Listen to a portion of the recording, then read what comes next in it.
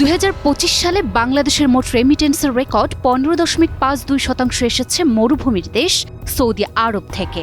বর্তমানে মোট অভিবাসী কর্মীর প্রায় 2/3 সেখানে কর্মরত। তবে দীর্ঘদিনের এই একক আধিপত্য এবার বড় চ্যালেঞ্জের মুখে পড়তে যাচ্ছে।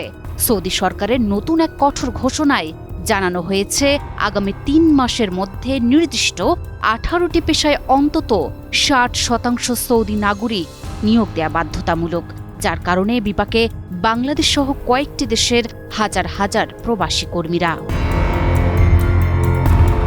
বাংলাদেশের বৈদেশিক মুদ্রার রিজার্ভের অন্যতম প্রধান ভরসা সৌদি আরবের শ্রম বাজারে এবার দেখা দিয়েছে বড় ধরনের অশনি সংকেত। প্রবাসী শ্রমিক নির্ভর এই বাজারকে নতুন করে সাজাতে কঠোর সিদ্ধান্ত নিয়েছে সৌদি সরকার। একদিকে প্রবাসীদের জন্য শ্রমবাজার সংকুচিত করার ঘোষণা, অন্যদিকে মার্কেটিং ও সেলস সহ গুরুত্বপূর্ণ খাতে নিজস্ব নাগরিকদের জন্য ব্যাপক কর্মসংস্থানের দরজা খুলে দিচ্ছে দেশটি। আগামী দিনে বিপণন ও বিজ্ঞাপন খাতে কাজ করতে হলে বেসরকারি প্রতিষ্ঠানগুলোকে বাধ্যতামূলকভাবে 60% সৌদি নাগরিক নিয়োগ দিতে হবে।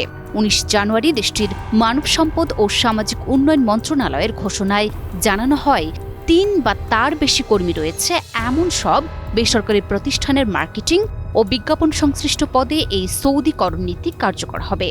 ব্যবস্থাপক থেকে শুরু করে বিজ্ঞাপন প্রতিনিধি, মার্কেটিং বিশেষজ্ঞ, জনসংযোগ কর্মকর্তা, এমনকি গ্রাফিক ডিজাইনার ও ফটোগ্রাফারের মতো সৃজনশীল পদও এর আওতায় আসছে, যা শ্রমবাজারে বড় পরিবর্তনের ইঙ্গিত দিচ্ছে।